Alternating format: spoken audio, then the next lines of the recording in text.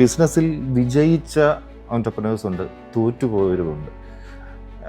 ഈ വിജയിച്ചവരും തോറ്റുപോയവരും തമ്മിലുള്ള കമ്പാരിസൺ എന്താണ്? ആശയം ഒരു ചെറിയൊരു ഘടകം മാത്രമാണ്, ബാക്കി എന്തെല്ലാം കാര്യങ്ങൾ കിടക്കുന്നു. ഒരു ചെറുകിട സ്ഥാപനം തുടങ്ങിയിട്ട് ഒരു 10 വർഷം കഴിയുമ്പോൾ അതിൻ്റെ എണ്ണം നോക്കുകയാണെങ്കിൽ 90 എണ്ണവും കൂട്ടിപ്പോയിട്ടുള്ളതാണ്. കോളേജിൽ പഠിക്കുമ്പോഴോ അല്ലെങ്കിൽ സ്കൂളിൽ പഠിക്കുമ്പോഴോ ഒരിക്കലും ഒരു ബിസിനസ്സുകാരനാവുന്ന യാതൊരു വിചാരം ഉണ്ടായിരുന്നില്ല. അപ്പോൾ എനിക്ക് എൻ്റെ ഉള്ളിൽ തന്നെ ഒരു ചെറിയൊരു പേടിയായിരുന്നു. അയ്യോ, എനിക്കത് പറ്റുമോ. ഞാൻ പറയും, എനിക്കത് ആ ഒരു പേടി ഒരു കണക്കിന് നല്ലതാണ്.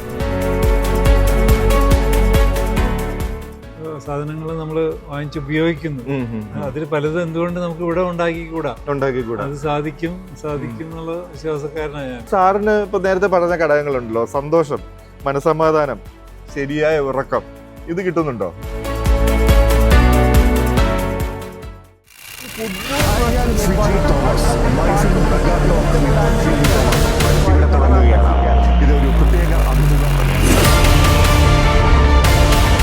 ഹായ്, നമസ്കാരം. MyFin mega talk with Fiji Thomas പുതിയൊരു എപ്പിസോഡിലേക്ക് സ്വാഗതം.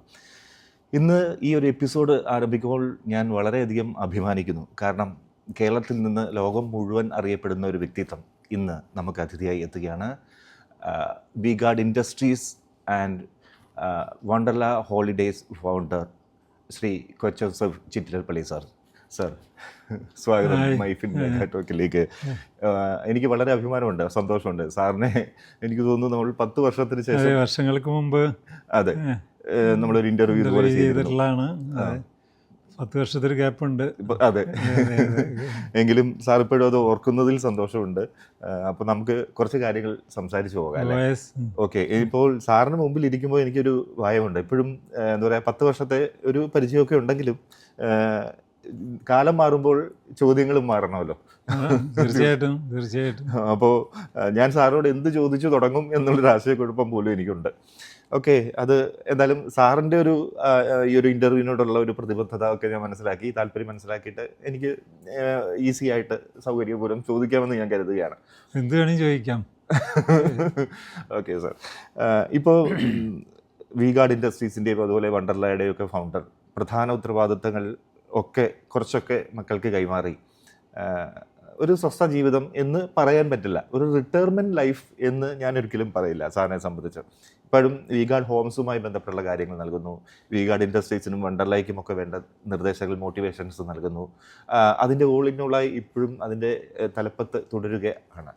അപ്പോൾ സാറിൻ്റെ ഇപ്പോഴത്തെ റോൾ, ഒരു ബിസിനസ് മാൻ എന്ന നിലയിലുള്ള റോൾ എങ്ങനെയാണ് എന്നുള്ളതാണ് എനിക്കൊന്ന് ആദ്യം അറിയേണ്ടത്.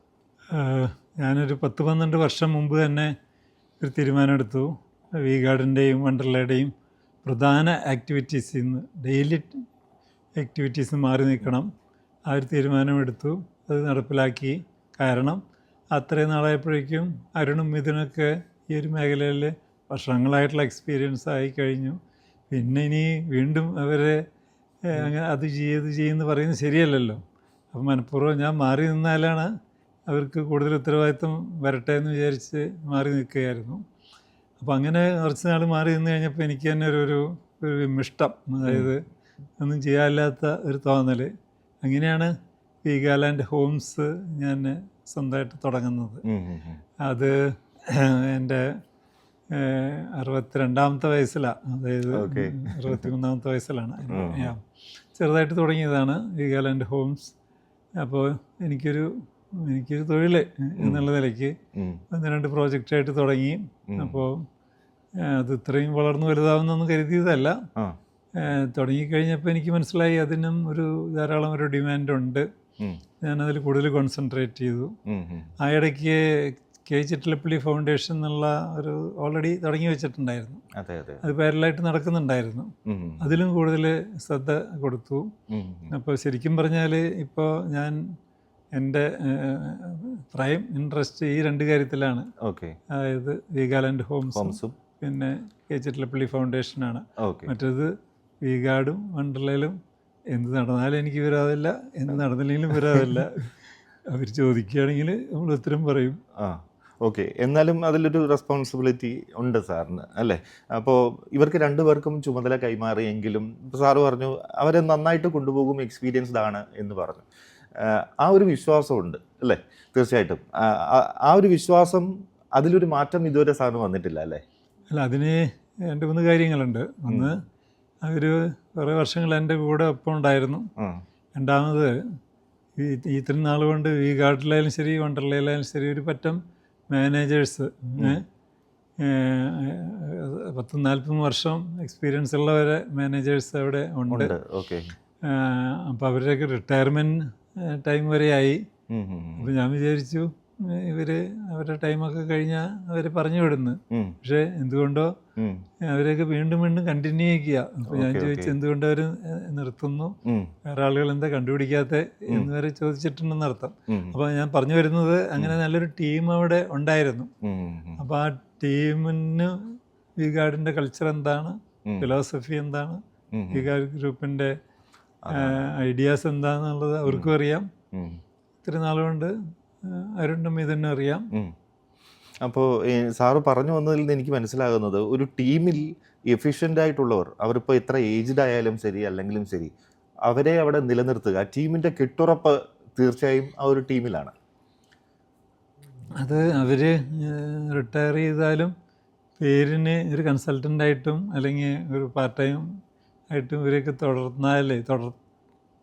തുടരാൻ അനുവദിച്ചാൽ തീർച്ചയായിട്ടും അത് കമ്പനിക്ക് ഗുണമേ ചെയ്യുള്ളൂ. കാരണം ഓഫ് കോഴ്സ് സ്ഥാപനം വളരുമ്പോൾ നമ്മൾ പുതിയ ആളുകളെ എടുക്കേണ്ടി വരും. പുതിയ ഈവൻ ന്യൂജൻ, ഇപ്പോൾ വി ഗാർഡിലൊക്കെ എന്താ പറയുക, എൻ്റെ പേരക്കുട്ടിയുടെ പ്രായമുള്ള ആൾക്കാരൊക്കെ വർക്ക് ചെയ്യുന്നുണ്ട്. അതെ അതെ, ജെൻസിക്കാരുണ്ട്. അപ്പോൾ അവർക്കൊരു ഗൈഡൻസ് കിട്ടണമല്ലോ. അപ്പോൾ അത് എല്ലാവരും കൂടി ശ്രമിച്ചാലാണ് അത് ആ ഒരു ഫിലോസഫി അല്ലെങ്കിൽ ആ ഒരു കൾച്ചർ മെയിൻറ്റെയിൻ ചെയ്യാൻ പറ്റുള്ളൂ എന്ന് എനിക്ക് തോന്നുന്നു. എൻ്റെ തോന്നലാണ്. അവരതിൽ വിജയിച്ച് തന്നെ പോകുന്നു എന്നാണ് ഞാൻ മനസ്സിലാക്കുന്ന ഒരു കാര്യം. സമൂഹം അങ്ങനെ അത് അക്സെപ്റ്റ് ചെയ്യുന്നുണ്ട്, ബിസിനസ് രംഗം അത് അക്സെപ്റ്റ് ചെയ്യുന്നുണ്ടെന്നാണ് മനസ്സിലാവുന്നത്. നമുക്കറിയാം, ഇപ്പോൾ ഒരു ചെറിയ സംരംഭം തുടങ്ങുക, അപ്പോൾ സാറൊക്കെ ആദ്യകാലത്ത് തുടങ്ങി ചെറിയൊരു ഇൻവെസ്റ്റ്മെൻറ്റ് ക്യാപിറ്റൽ അല്ലെങ്കിൽ ചെറിയ റിസോഴ്സസ് ഒക്കെ വെച്ച് തുടങ്ങി, വലിയ കഠിനാധ്വാനം അതിന് പിന്നിലുണ്ട്. ഞാൻ മുന്നോട്ട് അധികം പോകുന്നില്ല, എങ്കിലും ഇപ്പോൾ ഒരു സംരംഭം തുടങ്ങാൻ കുറച്ചുകൂടി എളുപ്പമാണെന്ന് തോന്നുന്നു. പ്രത്യേകിച്ച് സർക്കാരിൻ്റെ സൗകര്യങ്ങളുണ്ട്, സേവനങ്ങളുണ്ട്, ആനുകൂല്യങ്ങൾ നൽകുന്നു, പല കാര്യങ്ങൾക്കും ആനുകൂല്യങ്ങൾ നൽകുന്നുണ്ട് സ്റ്റാർട്ടപ്പ് പോലുള്ള സംരംഭങ്ങൾ. നമ്മൾ ഇപ്പോൾ പ്രത്യേകിച്ച് സ്റ്റാർട്ടപ്പ് ആണെങ്കിൽ തന്നെ നമുക്കത് തുടങ്ങാൻ ഒരു പക്ഷേ എളുപ്പമായിരിക്കാം, പക്ഷെ അത് നിലനിർത്തി വളർത്തി വിജയിപ്പിച്ച് കാണിക്കുക, അതിലാണ് ഒരു വിജയം ഇരിക്കുന്നത്. അങ്ങനെ ഒരു വിജയഗാഥ രചിച്ച ഒരാളാണ് എൻ്റെ മുമ്പിലിരിക്കുന്നതെന്ന് എല്ലാവർക്കും അറിയാം. അപ്പോൾ ആ വിജയഗാഥയിലേക്ക് എത്താനുള്ള വഴികൾ എങ്ങനെയായിരുന്നു? അതിൽ നമുക്കറിയാം പ്രതിസന്ധികൾ ധാരാളം ഉണ്ടാകും. ഒരാളുടെ ഫെയിലിയർ എന്താണെന്ന് മനസ്സിലാക്കുമ്പോഴാണ് അയാളുടെ സ്ട്രെങ്ത് സ്വയം മനസ്സിലാക്കുക എന്ന് പറയാറുണ്ടല്ലോ. അങ്ങനെ നോക്കുമ്പോൾ സാറിൻ്റെ ഒരു ഫെയിലിയർ എന്തായിരുന്നു എന്ന് എനിക്കറിയാൻ താല്പര്യമുണ്ട്. തീർച്ചയായിട്ടും അത് എൻ്റെ കാര്യത്തിൽ മാത്രമല്ല, ഏത് എൻ്റർപ്രണറെ നമ്മൾ ശരിക്കും അനലൈസ് ചെയ്യുകയാണെങ്കിൽ, ഈ അടുത്ത് ഞാൻ വായിച്ചുകൊണ്ടിരിക്കുന്നത് രത്തൻ ടാറ്റയുടെ മലയാളത്തിലൊരു ബുക്ക് ഇറങ്ങിയിട്ടുണ്ട്. അപ്പോൾ ഞാനത് വളരെ ക്യൂരിയോസിറ്റിയിൽ വായിച്ചുകൊണ്ടിരിക്കുക. കാരണം ഈ ഇദ്ദേഹം എങ്ങനെയായി. അപ്പോൾ എന്നിട്ട് അതിനകത്ത് വളരെ ക്ലിയറായിട്ട് പറയുന്നുണ്ട്, ഓരോ സംരംഭത്തിലും ഇറങ്ങുമ്പോഴും തുടക്കത്തിൽ നല്ല തിരിച്ചടികൾ കിട്ടിയിട്ടുണ്ട്. അതിൽ നിന്നൊക്കെ പാഠങ്ങൾ പഠിച്ച് അത് കറക്റ്റ് ചെയ്ത് അതിൽ ചെറിയ ചെറിയ മാറ്റങ്ങൾ വരുത്തി അത് സക്സസ് ആക്കി എടുത്തിട്ടുണ്ട്.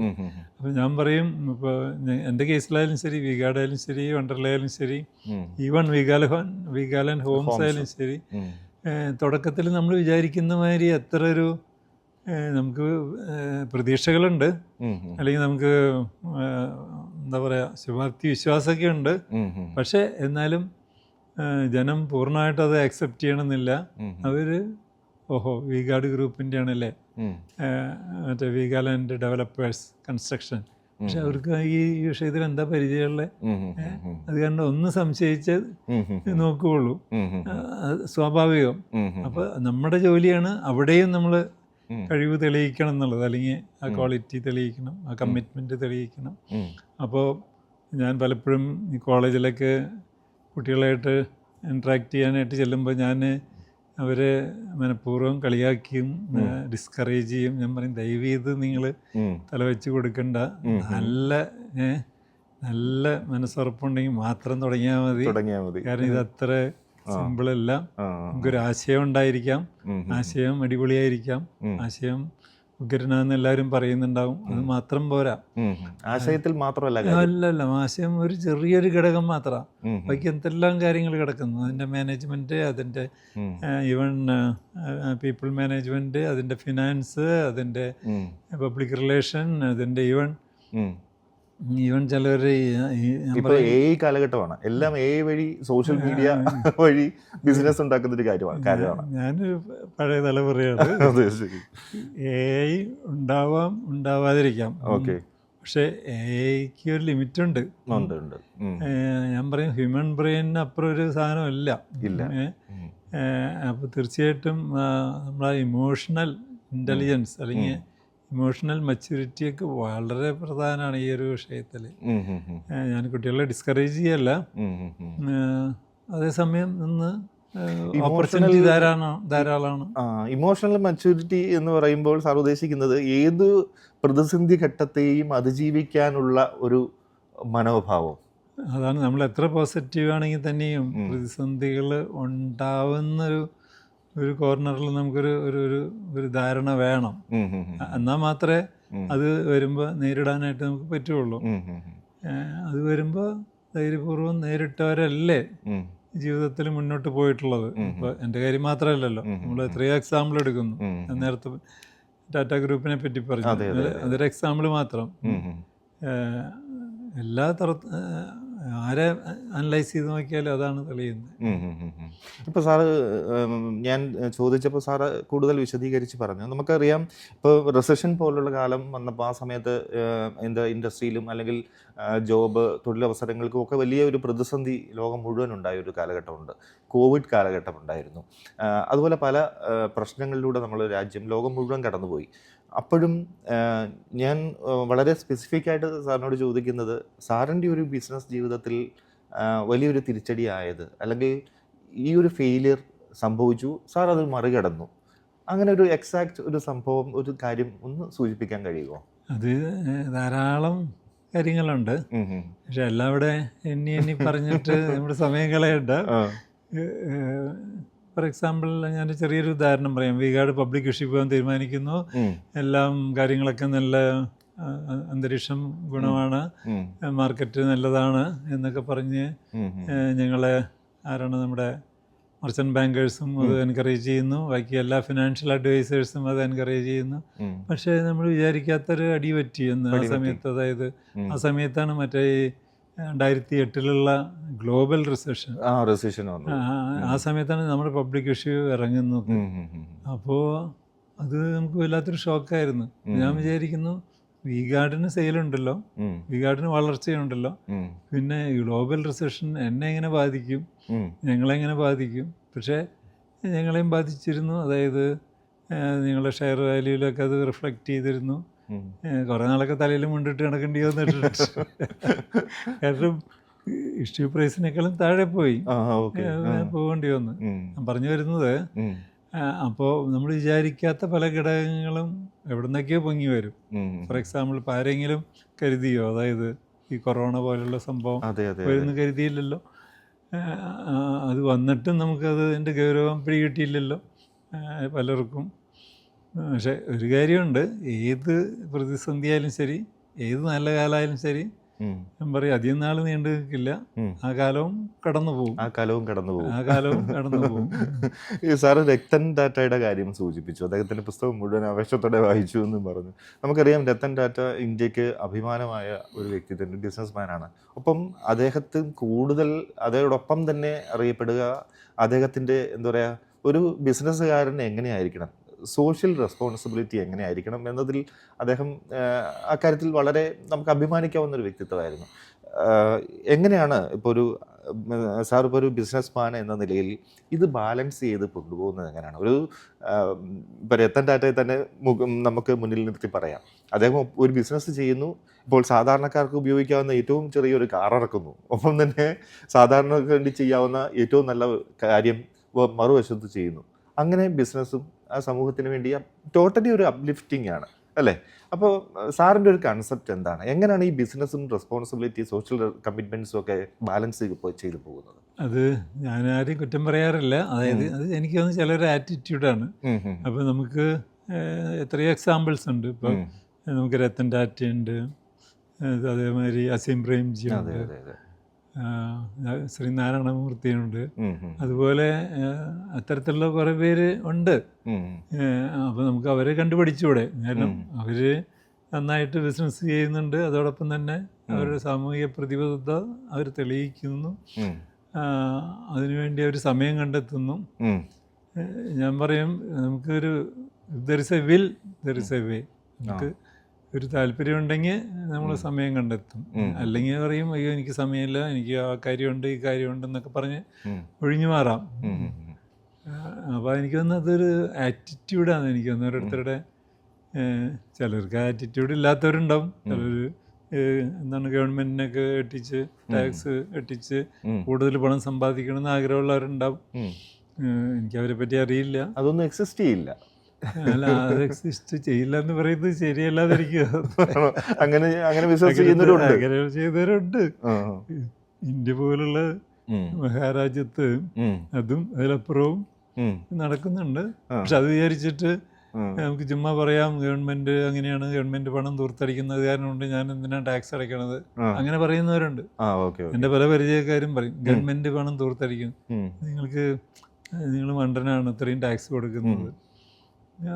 നമ്മൾ കൊടുക്കുന്ന പണം വെച്ചാണ് സർക്കാർ ഈ അഴിമതിയൊക്കെ കാണിക്കുന്നത് എന്ന്. അപ്പൊ ഞാൻ പറഞ്ഞു അത് നമ്മൾ ഒഴിഞ്ഞു മാറല, അതൊരു തരം ഉത്തരവാദിത്തങ്ങളിൽ നിന്ന് ഒഴിഞ്ഞു മാറുക എന്നുള്ളൊരു ഇതാണ്. യു ഡു യുവർ ഡ്യൂട്ടീസ്, നമുക്ക് നമ്മുടെ കടമ ചെയ്തേ പറ്റുള്ളൂ. എന്തായാലും ഒരു ബിസിനസ്മാൻ തീർച്ചയായും ഈ പല ബിസിനസ്മാനും ഇപ്പോൾ ഞാൻ ഇൻ്റർവ്യൂ ചെയ്താലും എല്ലാവരും പേഴ്സണൽ ലൈഫിലൊക്കെ സംസാരിക്കുമ്പോൾ അവരെപ്പോഴും ഭയങ്കര വറീഡാണ്, ടെൻഷനാണ്. മേ ബി അവരുടെ ഒരു ബിസിനസ് എങ്ങനെ മുന്നോട്ട് കൊണ്ടുപോകും, അല്ലെങ്കിൽ എന്താ പറയുക അവരുടെ ഒരു ഫണ്ട് എങ്ങനെ കണ്ടെത്തും എന്നുള്ളത് സംബന്ധിച്ചൊക്കെ വലിയ ആശങ്ക കാണാറുണ്ട്. ഒരു ഹാപ്പിനെസ് ഈ ബിസിനസ്മാൻ അവകാശപ്പെട്ടതല്ലേ? അല്ല, അത് അഗെയിൻ അത് വ്യക്തികളെ ആശ്രയിച്ചിരിക്കും. ഞാൻ തുടക്കം തൊട്ടേ എൻ്റെ ഒരു ആറ്റിറ്റ്യൂഡ് അനുസരിച്ച് കഴിവുള്ളവരെ ഞാൻ വളർത്തിയെടുക്കാൻ നോക്കും പരമാവധി. ഞാൻ പറയും ഞാൻ ബേസിക്കലി ഒരു മടിയനാണ്. ചാൻസ് കിട്ടിയാൽ വേറെ ആൾക്ക് ചെയ്യാൻ പറ്റാവുന്ന വർക്കാണെങ്കിൽ അത് അയാളെ കൊണ്ട് ചെയ്യിക്കും. അപ്പോൾ അയാൾക്ക് അതിൽ എക്സ്പീരിയൻസ് നേടും. എന്നിട്ട് അടുത്ത അതിനേക്കാളും ബിഗർ ടാസ്ക് കൊടുക്കും. അങ്ങനെ ഞങ്ങളുടെ സ്ഥാപനങ്ങളിൽ വിഗാർഡായാലും ശരി വണ്ടർലായാലും ശരി എന്നേക്കാളും മിടുക്കരായിട്ടുള്ളവരുണ്ട്. കാരണം അവർക്ക് സബ്ജക്റ്റ് അറിയാം, അവർക്ക് പ്രവൃത്തി പരിചയമുണ്ട്, അവർക്ക് ഈ ഫീൽഡിൽ നല്ല തഴക്കവും പഴക്കമായിട്ടുണ്ട്. അപ്പം ഞാൻ എന്തിനാ അറിയടിക്കണേ? കാരണം വേറെ ആൾക്കാരുണ്ടല്ലോ. അപ്പം അവരായിട്ട് കൂട്ടായിട്ട് ചിന്തിച്ചു കഴിഞ്ഞാൽ പലതിനും സൊല്യൂഷൻ കണ്ടുപിടിക്കാൻ പറ്റും. പിന്നെ ഇടയ്ക്കൊക്കെ കുറേ നഷ്ടമൊക്കെ വരുന്നേ എന്നുള്ള ചിന്താഗതി വേണം. എല്ലാം എപ്പോഴും പിടിക്കുന്നതൊക്കെ ലാഭം എന്ന് കരുതാൻ അത് നടക്കില്ല. പ്രതിസന്ധികളുണ്ടാവും. നേരത്തെ പറഞ്ഞ മാതിരി കുറച്ച് നാൾ കഴിയുമ്പോൾ അത് മാറിപ്പോവും. പക്ഷെ മാറിപ്പോകാനായിട്ട് നമ്മൾ അതിൻ്റെ ഓപ്പർച്യൂണിറ്റി അന്വേഷിച്ച് വേറെ മാർഗങ്ങൾ അന്വേഷിച്ച് തരണം ചെയ്തേ പറ്റുള്ളൂ. അതൊരു എൻ്റർപ്രണറുടെ ജോലിയാണ്. ഞാൻ പറയും ഒരു എൻ്റർപ്രണർ ഇങ്ങനെ ഡെയിലി പ്രൊഡക്ഷൻ നോക്കിയിരിക്കലോ അല്ലെങ്കിൽ ഡെയിലി മാർക്കറ്റ് സെയിൽ എത്രയുണ്ടെന്ന് നോക്കിയിരിക്കലോ അല്ല അയാളുടെ ജോലി. അയാൾ വാട്ട് നെക്സ്റ്റ് ഇനി എന്ത് ചെയ്യാൻ പറ്റും, അതേമാതിരി ഈ പ്രശ്നമുണ്ട് ആ പ്രശ്നമുണ്ട്, അതൊക്കെ എങ്ങനെ സോൾവ് ചെയ്യുക എന്നുള്ളതാണ് അയാളുടെ ജോലി. അല്ലാതെ മറ്റതിനൊക്കെ വേറെ ആൾക്കാരുണ്ട്, ജോലിക്കാരുണ്ട്. ഡെയിലി കാര്യങ്ങൾ നടക്കാനായിട്ട് ഇഷ്ടംപോലെ ആൾക്കാരുണ്ട്. അപ്പോൾ ആ ടീമിനെ വിശ്വാസത്തിൽ എടുക്കുക എന്നുള്ളതാണ് പ്രധാനം. തീർച്ചയായിട്ടും എൻ്റെ ഒരു ആറ്റിറ്റ്യൂഡ് അതാണ്. അപ്പോൾ സാറ് തന്നെ പറഞ്ഞു, ഇപ്പോൾ അങ്ങനെ ആണെങ്കിൽ നമ്മളൊരു ടീം എങ്ങനെയായിരിക്കണം ബിൽഡ് ചെയ്യേണ്ടത് ഒരു സ്ഥാപനത്തെ സംബന്ധിച്ച്? ഇപ്പോൾ സാറ് വളരെ കോൺഫിഡൻ്റ് ആയിട്ട് പറഞ്ഞു, ഞാൻ ഒന്ന് ഡേ ടു ഡേ ആക്ടിവിറ്റീസിൽ ഇടപെടുന്നില്ല, ഒന്ന് മാറി നിൽക്കുന്നതിലും അവരുണ്ട് അവിടെ കൈകാര്യം ചെയ്യാൻ എന്ന് വിചാരിക്കുന്നിടത്ത് വലിയൊരു അർത്ഥമുണ്ട്. അപ്പം അതിനകത്ത് ഏറ്റവും പ്രധാനപ്പെട്ട ടീം ഡെവലപ്മെൻറ്റ് തന്നെയാണ്. എന്താ പറയുക, കമ്പനിയുടെ ഒരു സിസ്റ്റം അനുസരിച്ച് പോളിസി അനുസരിച്ച് കൊണ്ടുവരിക, അല്ലെങ്കിൽ അതിൽ മാറ്റം ആവശ്യമുണ്ടെങ്കിൽ അവരുടെ സജഷൻസ് സ്വീകരിക്കുക, ഇതൊക്കെ വളരെ പ്രധാനപ്പെട്ട ഒരു കാര്യമല്ലേ? അവരിൽ എങ്കിലാണ് ഒരു ആത്മവിശ്വാസം വളർത്തി ഇതെൻ്റെ ഫേമാണ് എന്ന് തോന്നിക്കാൻ അവരെ പര്യാപ്തമാക്കുന്നത് എങ്ങനെയാണ്? അതിൽ രണ്ട് കാര്യങ്ങളാണ്. ഒന്ന്, നമ്മളൊരാളെ റിക്രൂട്ട് ചെയ്യുമ്പോൾ അവനൊരു ജൂനിയർ ഗ്രാജുവേറ്റ് ആയിരിക്കാം, അല്ലെങ്കിൽ ഒരു ജൂനിയർ MBA കഴിഞ്ഞവനായിരിക്കാം, 2 വർഷത്തെ എക്സ്പീരിയൻസ് ഉണ്ടായിരുന്നിരിക്കാം. പക്ഷെ അവന് നമ്മൾ തുടക്കം തൊട്ടേ വാച്ച് ചെയ്യണം. അതായത് ഇവൻ നമുക്ക് ഫിറ്റാണോ, ഇവൻ്റെ ആറ്റിറ്റ്യൂഡ് എന്താണ്, ഇവനാൾ തരികടയാണോ, അല്ലെങ്കിൽ ഇങ്ങനെ കൂടെ കൂട്ടാവോ, അത് നമ്മളുടെ ജോലിയാണ്. എഗെയിൻ ഞാൻ നേരത്തെ പറഞ്ഞ മാതിരി അതൊക്കെയാണ് എൻ്റർപ്രണറുടെ ജോലി. അതായത് കറക്റ്റ് ആളെ ഐഡൻറ്റിഫൈ ചെയ്യുക, അയാൾക്ക് കൂടുതൽ റെസ്പോൺസിബിലിറ്റി കൊടുത്തു നോക്കുക.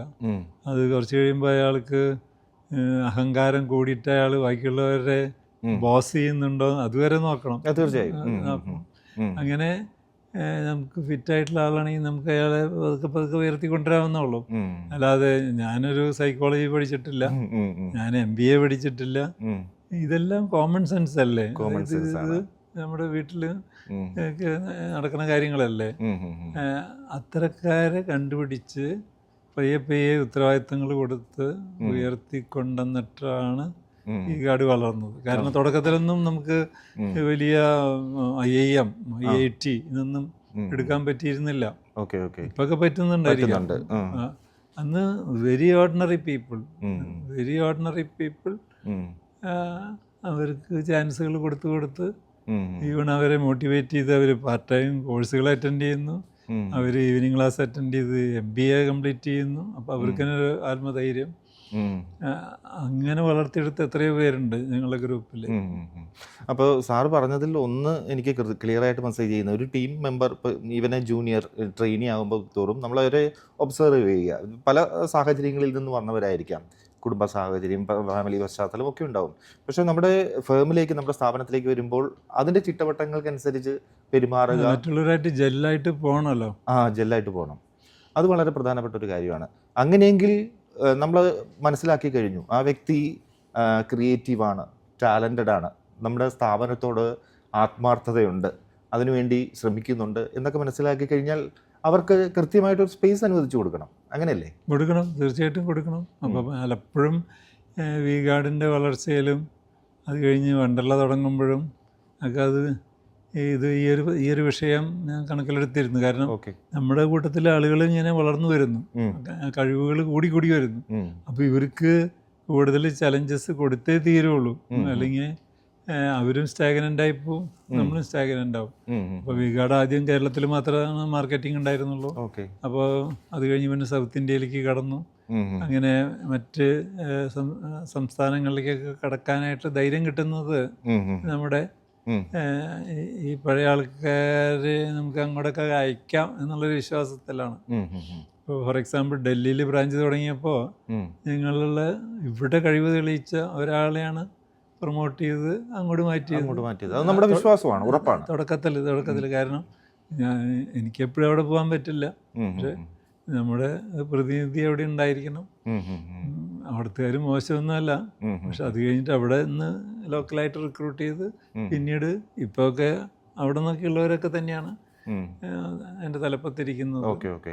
അപ്പം ഇങ്ങനെ ടീമിനെ ബിൽഡ് ചെയ്യുന്നതിൽ അത്തരം കാര്യങ്ങൾ ശ്രദ്ധിക്കണം. ഒരു മാനേജ്മെൻറ്റ് ഒരു എംപ്ലോയിയെ ശ്രദ്ധിക്കേണ്ട കാര്യങ്ങളൊക്കെയാണ് സാർ പറഞ്ഞത്. ഇനിയും മാനേജ്മെൻറ്റ് ശരിക്കും ഒരു എംപ്ലോയി ഫ്രണ്ട്ലി ആയിരിക്കണമല്ലോ, തീർച്ചയായും. അപ്പോൾ അത്തരം എങ്ങനെയാണ് ഒരു മാനേജ്മെൻറ്റ് ലെവലിൽ നിന്ന് ഒരു എംപ്ലോയിക്ക് ഒരു സാറ്റിസ്ഫാക്ഷൻ ലഭിക്കേണ്ടത് എങ്ങനെയാണ്? അല്ല, അതിന് വേണ്ടിയിട്ടും നമ്മുടെ സ്ഥാപനം വളർന്നുകൊണ്ടിരിക്കണം. കാരണം ഞാനൊരു 3 കൊല്ലം ജോലി ചെയ്തിട്ടുള്ള ആളാണ്.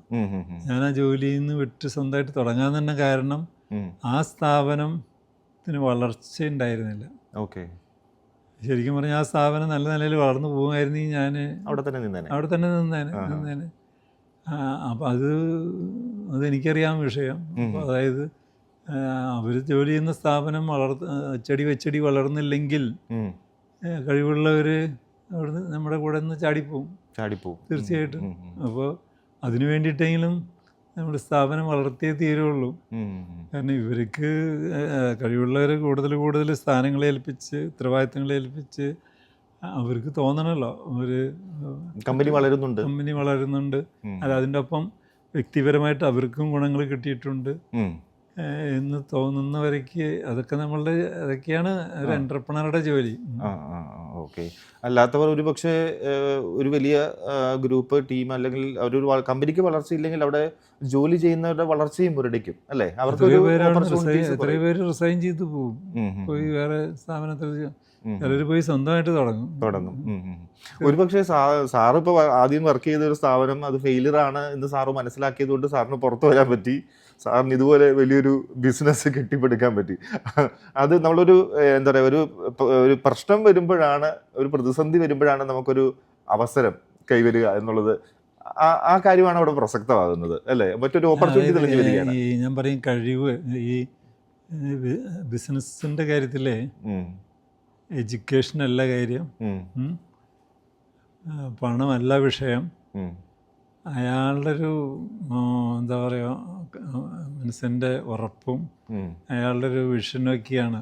ഒരു എക്സാമ്പിൾ ഞാൻ പറയാം. അതായത് ഒരിടയ്ക്ക് വി-ഗാർഡ് തുടക്കത്തിലൊക്കെ ഇതേമാതിരി ധാരാളം ഡെലിവറി വാൻ ഉണ്ടായിരുന്നു, ഡെലിവറി വാൻ. അപ്പോൾ ഒരു സ്റ്റേജൊക്കെ വന്നപ്പോൾ 10-20 ഡെലിവറി വാനുകളൊക്കെ ആയി. പിന്നെ അതിൻ്റെ ഇടയ്ക്ക് പിന്നെ ആലോചിക്കാൻ തുടങ്ങി, അയ്യോ ഇതൊക്കെ അതിന് ഡ്രൈവർ, അതിന് ക്ലീനർ, അതൊക്കെ ഇനി വേണ്ട, അതൊക്കെ സബ് കോൺട്രാക്റ്റ് കൊടുക്കാം അതൊക്കെ. അപ്പോൾ എനിക്കറിയാം ഒരു ആന്ധ്രയിലുള്ള ഒരു പയ്യൻ പറഞ്ഞു, സാറേ ഒരു പഴയ വണ്ടി ഞാൻ വാങ്ങിച്ചോട്ടെ. അവനെങ്ങനെയൊക്കെയോ കടമെടുത്തിട്ട് അങ്ങനെയൊക്കെയോ വാങ്ങിച്ചു. ചുരുക്കി പറയാം, അവനിന്നൊരു 5-10-15 വണ്ടികളുണ്ട്.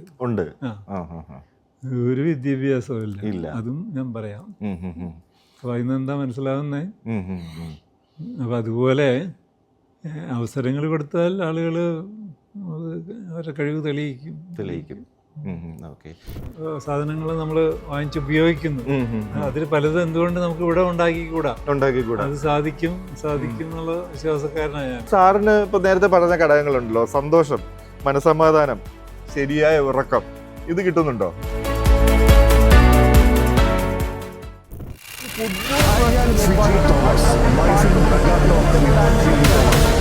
തുടങ്ങുകയാണ്.